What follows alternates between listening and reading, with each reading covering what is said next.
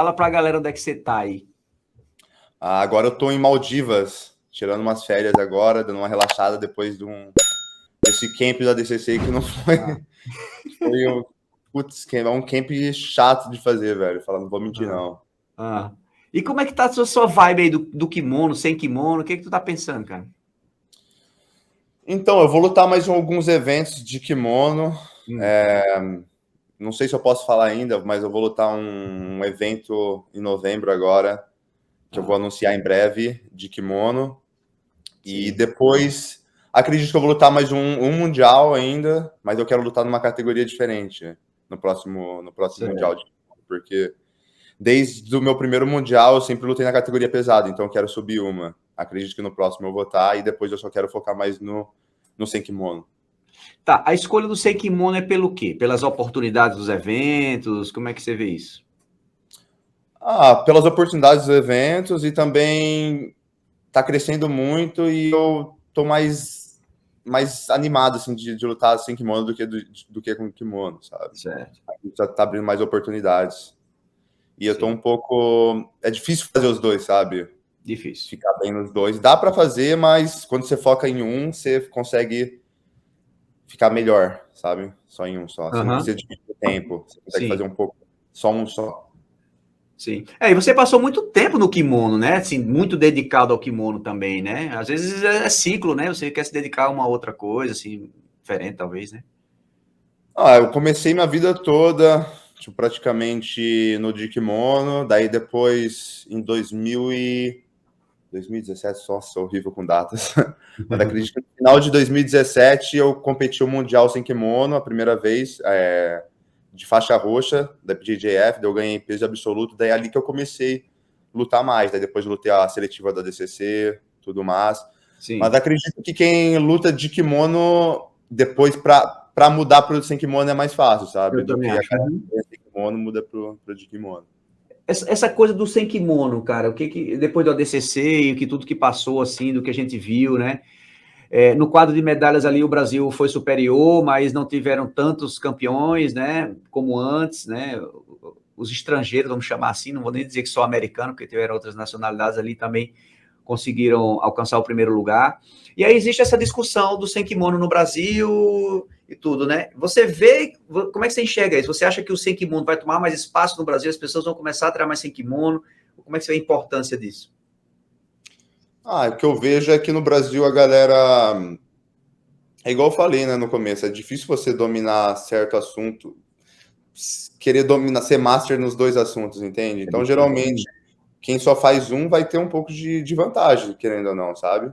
Uhum. Mas questão do Brasil, a gente está sempre treinando, a galera gosta muito de kimono, né? E aqui, já nos Estados Unidos, né? Não estou nos Estados Unidos agora, mas geralmente lá a galera já começa no wrestler. São Certo. wrestler, já começa a treinar na escola, eles começam Isso. só a treinar em kimono, então causa um pouco de vantagem, sabe? Mas no final de tudo é escolha, né? Sim. E daqui a pouco eu vejo que o jiu-jitsu, o nogi tá ficando cada vez mais profissional em todo lugar, na Europa, no Brasil. Então daqui a pouco vai ter a gente escolher, né, qual que a gente quer, sabe? Uhum. É, a gente Fazer os vê que dois lá. é Sim, um pouco difícil, sabe? entendi. A gente vê que lá na Atos, claro, né? O André ele puxa o com kimono, muito forte, o sem kimono também. Mas o aluno, quando chega lá, o americano, lá em propriamente San Diego, na Atos lá, você sente que há uma demanda dos alunos chegando lá, não, eu quero treinar sem kimono, existe isso? Não? Sim, sim. Tem muita gente que não treina de kimono lá também, sabe? É mesmo? Tem muita gente que não treina de kimono, só treina sem kimono. E como também tem gente que só treina de kimono e não treina sem kimono, sabe? Mas a gente tem treino de kimono e sem kimono praticamente quase todos os dias, sabe? Daí Certo. fica mais por opção. Tá. Eu praticamente, particularmente, quando eu treino assim para camps, assim, eu vou lutar de kimono, eu nem treino sem kimono praticamente. Daí, mesma coisa eu faço quando eu vou treinar sem kimono. Eu Ah, só sim. treino sem kimono. Certo.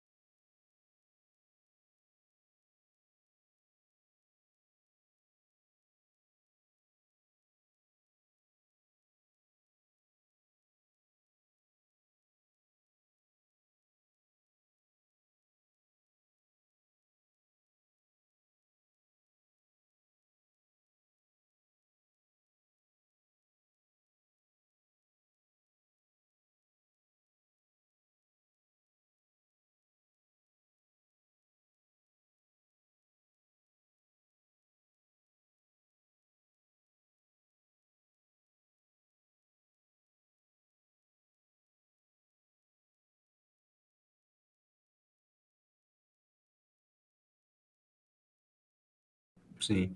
Tu nasceu aonde, hein, Kainan? Eu nasci e fui criado na cidade de Pederneiras. É uma cidade no interior de São Paulo. Fica entre Bauru e Jaú. É umas 4, 5 horas da capital. Uma cidade pequena, interior de São Paulo, onde tem 45 mil habitantes. Ah, é pequenininha, né? E você já começou a treinar jiu-jitsu lá, não? Na real, eu comecei no judô. Eu não comecei no judô quando eu tinha 10 anos de idade. Eu comecei num projeto social que tinha na minha cidade mesmo. Daí, por conta de um primo meu que já fazia jiu-jitsu, depois de alguns meses ele me convidou e eu acabei gostando mais do jiu-jitsu e fiquei mais no jiu-jitsu. Sim. Mas lá em Pederneiras ainda? Isso, em Pederneiras. Isso com que idade você tinha? Comecei no judô com 10 anos de idade e eu continuei fazendo judô. Eu sou faixa verde de judô. E daí eu fiquei lá na minha cidade até os meus 18 anos. Que depois eu fui para os Estados Unidos quando eu tinha 18. Certo. Mas nas minhas férias, geralmente, eu fiz bastante amizades com uma galera da Cícero, né?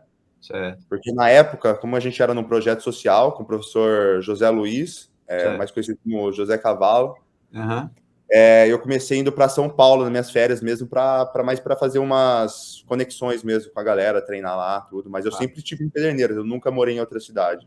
Entendi. A não ser nos Estados Unidos.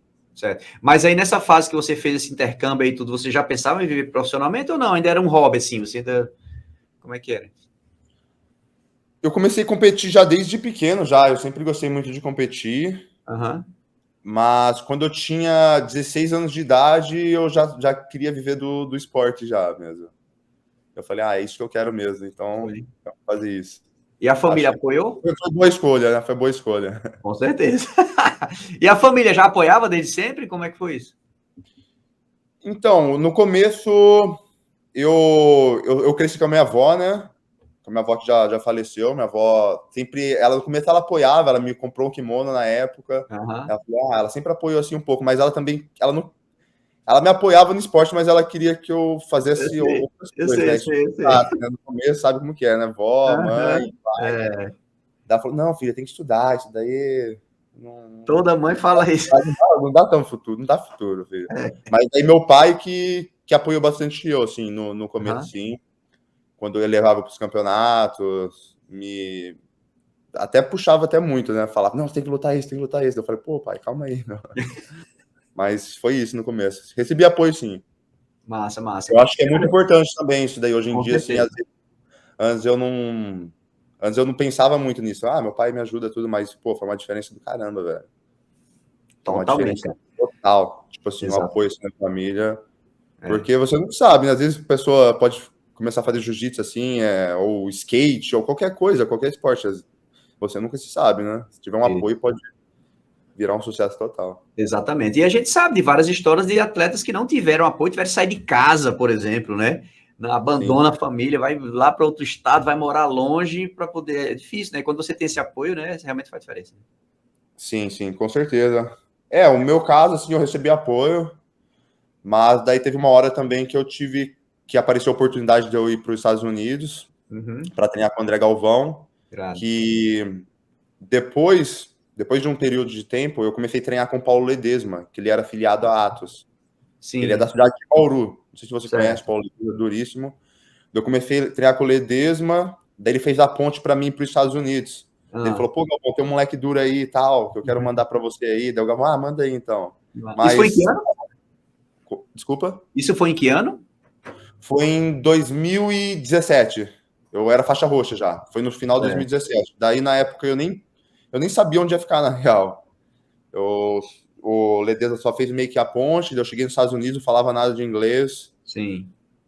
Daí, quando eu cheguei lá, eu fui primeiro lutar um campeonato para fazer um dinheiro na academia do Dan Lookhart, que era o Jiu-Jitsu da NET. Era um evento que o cara fazia na academia. Eu acabei ganhando. Legal. Ele me deu uma carona em San Diego, na época, e ele me deixou com os americanos, que foi o Andres, não sei, o cara que começou a fazer a Worm Guard. Muita galera acha que foi o Kina que começou assim, mas foi o Andres, sabe? Ah, Daí legal. ele me ligou, ele falou, pô, tô com o Kainan aqui pro André Galvão. Daí eu fiquei na casa do Josh. Eu acabei ficando na casa do Josh Ringer por um tempo. Massa. Daí fiquei lá um tempo treinando no camp, ganhei o Mundial no Gui. Daí, depois que acabou o campeonato, o André Galvão me convidou. Falou, pô, Kainan, você não quer vir pra cá, não? E na época, de brasileiro na ato, só tinha acho que o Lucas Huck e o Pablo Mantovani. Daí depois começou a chegar outra galera de brasileiros lá. Massa, cara. A gente vê essa construção assim, você imaginar que em 5 anos, né, você não tinha perspectiva nenhuma, a faixa roxa, de 5 anos depois tu é campeão da DCC, é foda, né? Uma escalada Assim, uma fenomenal, escalada, velho. né? Mas eu senti bastante diferença, assim, quando eu cheguei lá na Atos, né, porque eu nunca tinha treinado profissional igual eles fazem. Então eu cheguei lá, muito cara que eu nem conhecia, que nem era de nome, assim, eu tava, nossa, tá tomando a massa. No começo era selva pra caramba. Que massa, bicho. Que massa. A gente, quando conversa com os atletas, né, a gente sempre vai contar ali das vitórias e tudo, né, e fala-se pouco dessa jornada de perrengues e, né, porra, bicho, tem que falar sobre isso, né? Acho que é importante falar sobre isso, porque a gente vê ali, pá, que massa, eu quero ver de jiu-jitsu, quero ser campeão da DCC igual o Kainan e não sei o que, cara, mas se você imaginar o universo de pessoas que estão tentando chegar lá, muita gente, né? É igual eu sempre penso, assim, às vezes eu paro pra pensar, eu falo, pô, a galera acha que é fácil. Se fosse fácil, todo mundo seria campeão, né? Exatamente. Não é só treininho, não. Pô, a gente é um treino que a gente não é divertido, assim, sabe? É uma coisa que a gente tem, às vezes vai por meio que obrigação, assim. Não obrigação, mas é disciplina, né? Às vezes a gente quer treinar, tem que ir. É um trabalho, né? Um trabalho, ainda mais quando é para um campeonato igual esse, o ADCC, a gente tem que treinar muito, velho, porque é muito continuamento, né? Então a gente tem que estar preparado. Cara, a gente vê você lá, Kainan campeão, já sabia, o Kainan é muito duro, tá, ia ser campeão. Meu irmão, mas é pedreira até o último segundo ali, bicho. Até levantar a mão na última luta, foi pedreiro o tempo todo, no treinamento, em cada luta que passou ali, né?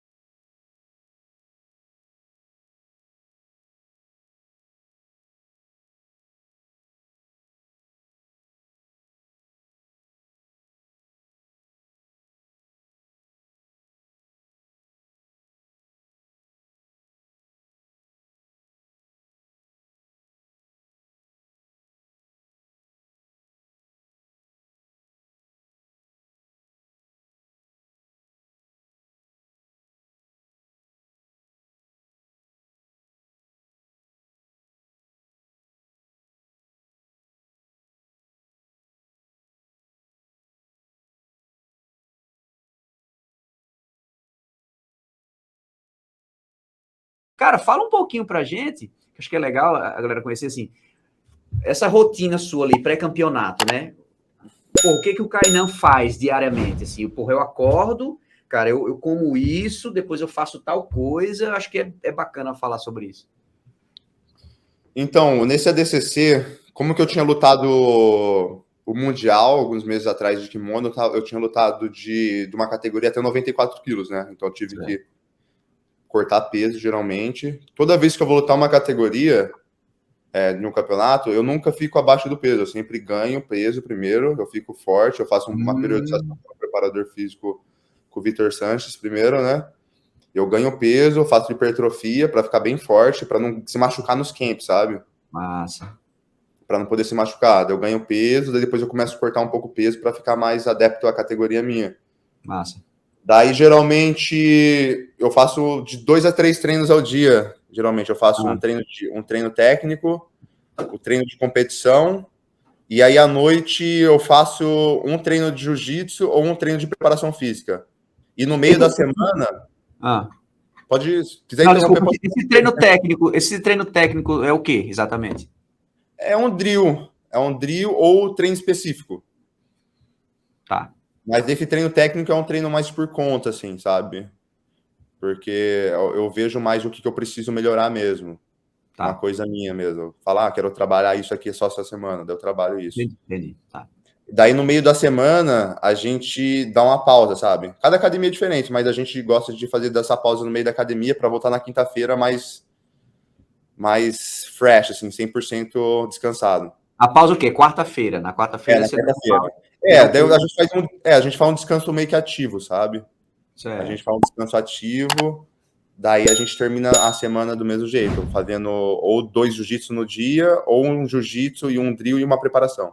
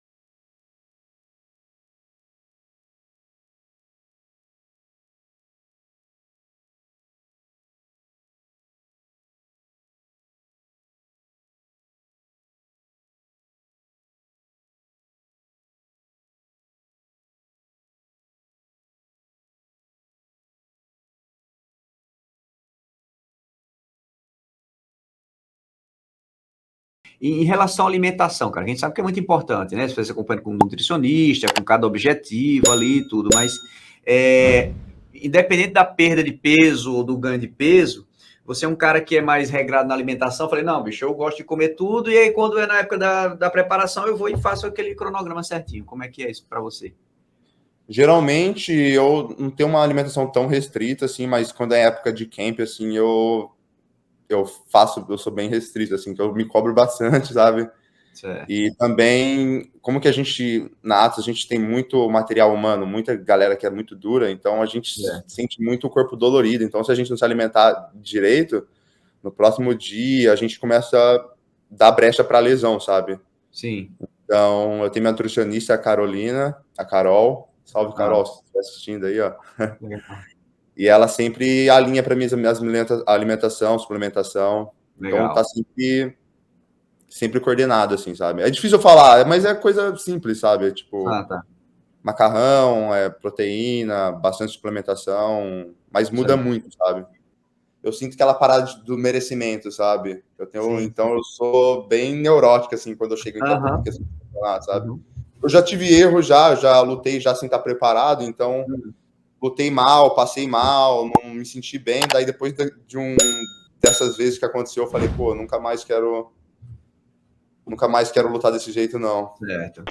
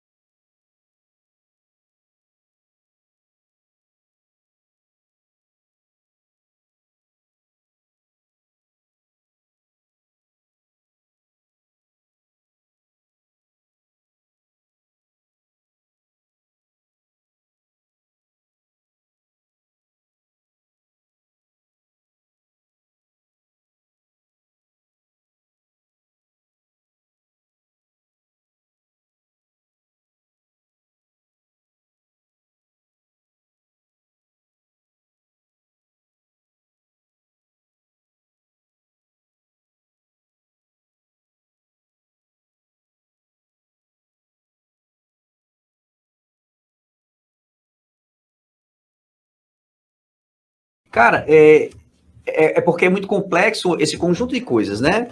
Você ali, o treino técnico, a parte de estratégia também, que você vai montar ali. Você é um cara estrategista?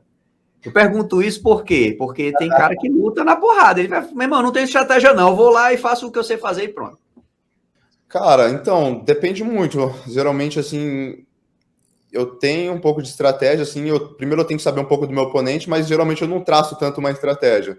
Geralmente eu traço estratégia quando é luta de poucos minutos, sabe? Certo. Porque quando é uma luta longa, você consegue, se você é melhor que seu oponente ou você é Aham. pior, você vai conseguir chegar no resultado que Certo. você quer, geralmente. Mas quando é luta curta, por exemplo, luta de 5, 6 minutos, geralmente não é sempre o melhor ou mais técnico que vai vencer, sabe? Talvez a pessoa que seja mais estratégica ou a pessoa que esteja mais bem condicionada, sabe? Agora, quando é tempo é maior, geralmente é difícil já fazer uma estratégia certinha, sabe? Mas é sempre bom ter em mente o que você vai fazer, mas também não, eu não gosto de trilhar um plano total, sabe? Porque às vezes pode errado e depois talvez ficar um pouco frustrado, sabe? E principalmente quando você vai lutar com um cara que você nunca lutou. Eu acho que hoje, no seu nível, você já deve ter lutado com todo mundo, praticamente, assim, né? É difícil ter um cara que você nunca lutou. É mais difícil isso acontecer hoje em dia. Eu acho que mais na categoria de base, talvez, né? Sim, mas tem bastante gente que eu não tenho ainda, tipo, não muito, mas algumas, né? A galera mais nova que tá vindo aqui. Sim. Uhum. Também eu nunca lutei com Pena também. Quem mais eu nunca Sério? lutei? Sério, eu nunca lutei com ele. Caramba. Nunca lutei com Pena, quem mais eu nunca lutei? Alguns nomes aí, tem que lembrar. Já lutou com bochecha? Com o Bochecha eu lutei sem kimono com ele. De kimono Foi? eu nunca lutei. Ah.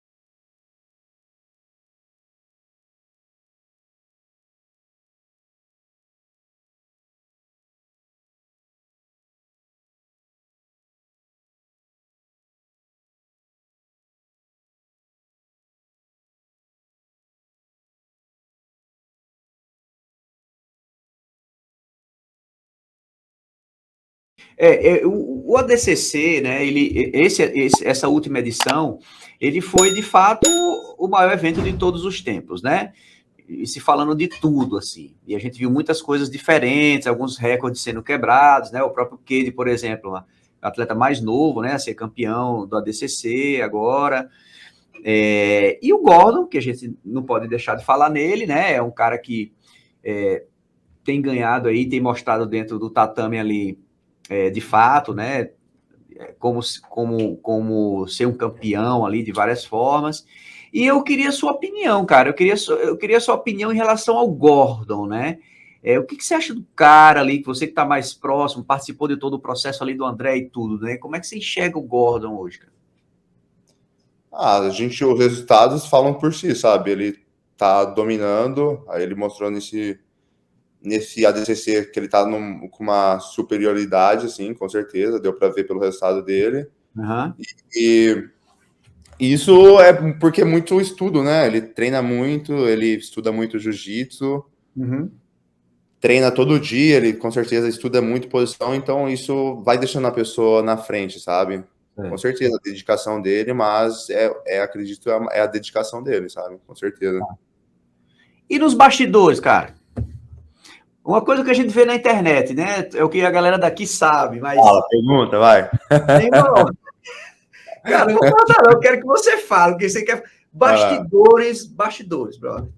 Gordon ali, o que você viu do cara? Cara, Na real, assim, porra, na Caio. real, na real. Ele tem o jeito dele, assim, eu não sei se eu gosto ou desgosto, mas ele tá ajudando o esporte a crescer, sabe? Então eu não tenho nada, nada pessoal contra ele, Sim, assim.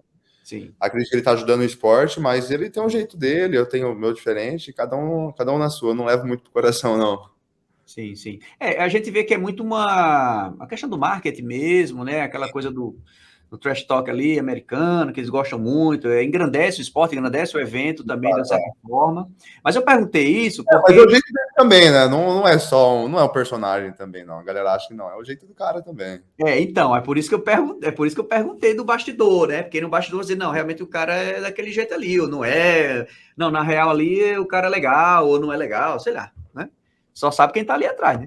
É difícil falar, né, também, porque eu não conheço ele dessa forma, eu não convivo Certo. com ele, então é difícil, né? Mas eu acho que é aquilo ali que ele mostra mesmo, né? Então pronto, é o que você acha, é o que você fala próximo, é a energia que você sente, não é isso? Eu não sei, eu acho que é aquilo ali mesmo, velho. É aquilo ali que ele mostra mesmo, é ele. Uhum.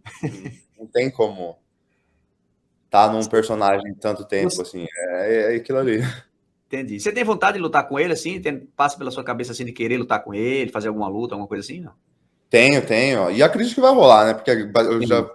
vi a galera bastante comentando, bastante Isso. galera quer ver essa luta. Uhum. Eu, se eu for fazer essa luta, que acredito que vai acontecer, eu gostaria de um pouco de tempo, assim, só até para mim, igual eu falei, eu quero focar mais no Senkimono, melhorar alguns aspectos. E bora lá, pô. Quero contar com a torcida geral aí do Brasil, Com certeza. ganhar dos gringos aí.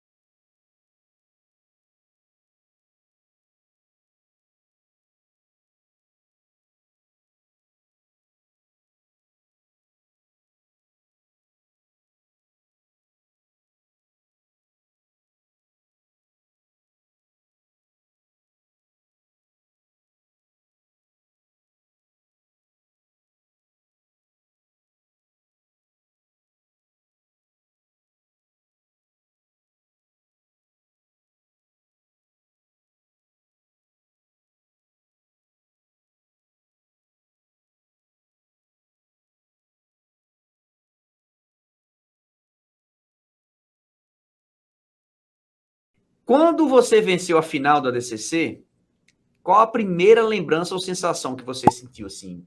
Porra, bicho, o que você sentiu ali, né? Cara, sente um alívio do caramba, velho. É um alívio do caramba, porque pô, a gente se puxa tanto, assim, a preparação do DCC foi de... A minha, né? A minha foi 11, 12 semanas, então foi praticamente 3 meses treinando, daí depois que você luta, tem a vitória, assim, só dá aquele... Ok, trabalho feito. Pô, deve ser foda isso, hein? Um Trabalho esforço, feito. um Até esforço. agora, assim, eu tô um pouco ainda tentando um pouco desconectar, sabe? Porque Entendi. o nosso corpo, a gente começa a treinar tão forte, assim, tão forte, que é um desgaste emocional e Sim, físico e emocional, sabe? certo. E daí depois, quando você para, assim, de vez, seu corpo fica Aham, meio tenso ainda, porque tá aham. acostumado todo dia naquela rotina tão tensa e você para de vez, você tem dificuldade um pouco de relaxar, sabe? Eu sinto assim, Desacelerar, né? para desacelerar. Então demora uns dias para você para voltar ainda ao seu estado normal, assim.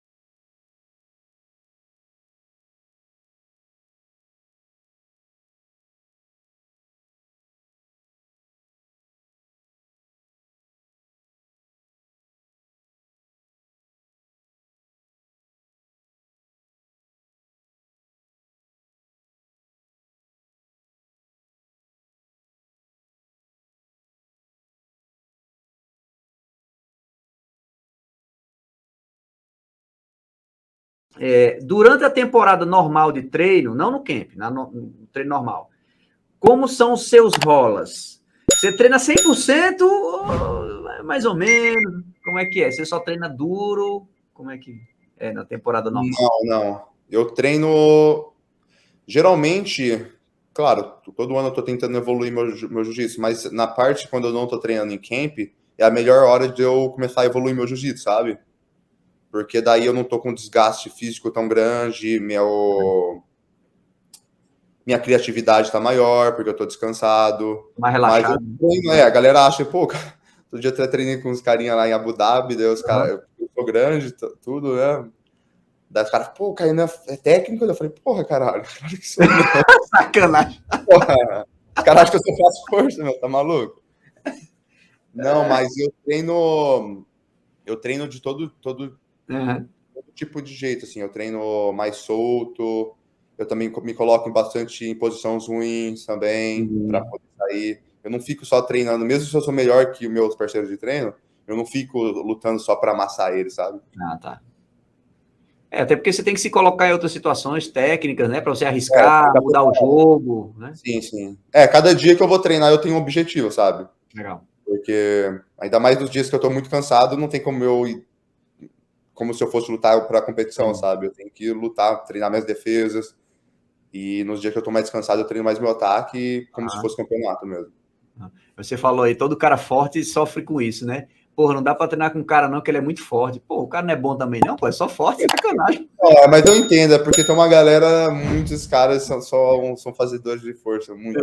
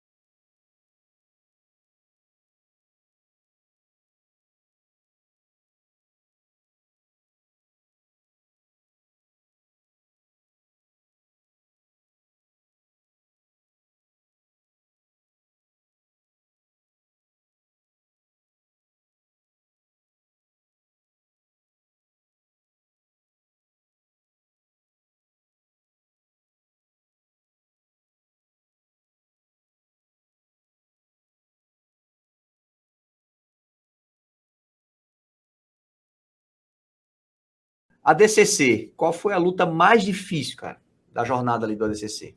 A luta mais difícil? Cara, eu vou falar a primeira, porque a primeira é sempre mais tenso, sabe? A primeira luta eu Foi fiz com mais quem a tenso, mas primeira? foi contra um europeu, que o nome dele é Owen. Ele é um wrestler. Ele é bom de wrestling. Mas acredito mais porque mesmo eu tava frio, não tava... A primeira luta sempre é mais difícil, sabe? Sim. Mas no ADCC, pra ser sincero, eu não senti, tipo, nem... Eu vi meus vídeos de luta depois, eu não senti perigo em nenhuma luta, sabe? Certo. Não senti Eu acho que que foi nem... mais atenção mesmo, né? mas a tensão mesmo da primeira luta, mas eu tava muito bem. Eu não estava do jeito que eu queria estar, não vou mentir pra você, não. Certo. Eu me cobro pra caramba nessa parte, sim, tô feliz com o meu resultado, eu tive uma performance dominante, mas eu não estava do jeito que eu gostaria de estar, sabe? Entendi. Tá. Inclusive, você falou isso da primeira luta, e eu relembrando aqui, porque a gente tem várias fotos, depois eu vou te mandar algumas aí também, da sua luta, até pela sua expressão, quando eu vi as primeiras fotos, da primeira luta, inclusive, a sua expressão era uma expressão assim de, pô, bicho, parecia que era uma luta muito difícil, sabe? Sabe quando você tá dando tudo de si, assim, você não tá tranquilão? Eu acho que isso reflete nas fotos, inclusive, depois eu vou mandar pra você, você vai ver. Vamos ver. Massa.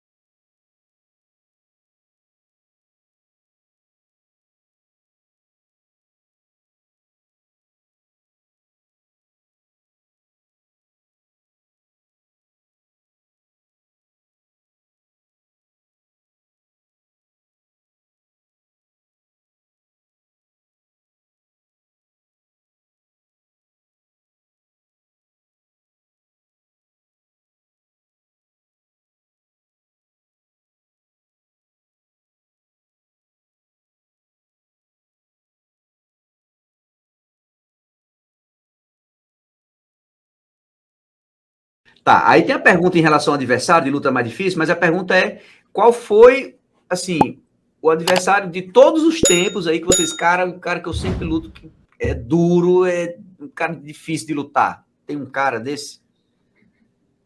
Tem. Tem vários adversários, né? Um deles, que eu posso dizer. O Vitor Hugo, é um cara muito duro. O Nicolas Meregali. Quem mais? O Felipe Andrew. Nossa. Quem mais? Tem mais alguns nomes, né? Sempre vai ter uma galerinha que vai querer atrapalhar. Mas da mesma forma eles pensam de mim. Com certeza. Você fala, putz, cara chato do caramba, velho. Com certeza. Mas tem um negócio do jiu-jitsu que é engraçado, né? Você ganha de fulano, aí você ganha do cara, sempre. E o cara perde para outro cara, que esse cara ganha de você. Né? Assim, tem um negócio desse no jiu-jitsu às vezes, né? Tem essa coisa do jogo não casar. Cara, o jogo não casa com o de fulano, bichinho, não consigo... Né? Não tem umas coisas assim, né? Graças a Deus eu não tenho esse problema. Mas tem muito isso, né? No meio ali tem muito isso. Problema também. Mas também é muito de parte psicológica, às vezes, também, sabe? Às vezes a pessoa perde uma vez e acha que vai perder sempre, às vezes dá aquela travada. Então, o mental vale muito nisso, sabe? Então, cada luta é cada luta e também varia muito. Por exemplo, eu fui campeão da DCC agora, matei geral. Mas se minha próxima preparação não tiver tão boa, suficiente, eu não tiver bem preparado, eu não vou conseguir performar da mesma forma que da outra vez, sabe? Cara, e às vezes até você fez um camp bom, treinou muito, mas naquele dia né? Tua cabeça não tá legal, você não entra 100% na luta, né? Sim, sim. Não, isso é verdade. Às vezes muita galera vê o resultado. Eu vi muitos atletas no ADCC desse ano mesmo, tipo, campeões sendo tirado. Matheus Diniz, o Lucas na final, perdeu. Sim. O Jake Torres. É luta, é dia a dia, mas a gente nunca sabe o que aconteceu na preparação dele, o que está acontecendo, sabe? Porque às vezes a diversidade sempre tem, sabe? Sempre tem adversidades. Sim. E ali, né, não pode errar muito, né, bicho? Errou um pouquinho já. Errou, já era, ainda mais na faixa preta, né? Você viu ali a luta do Cyborg, por exemplo, né? Putz. Sim, sim.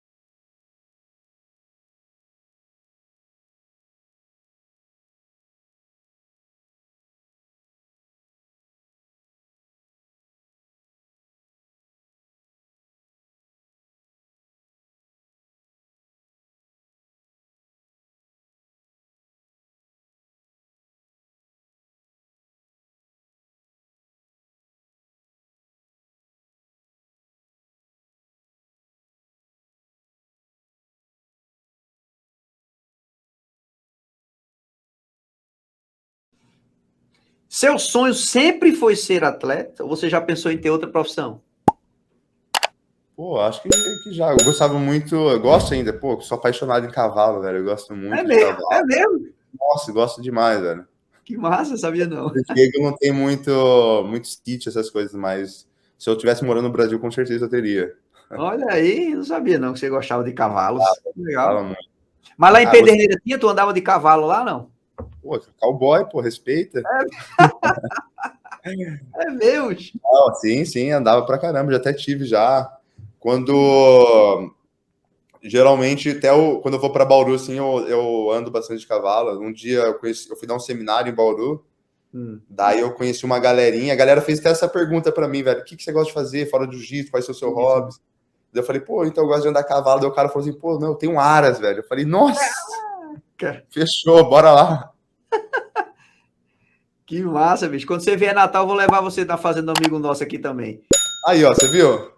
Porra, Fechou, olha aí. ó. Tá feito.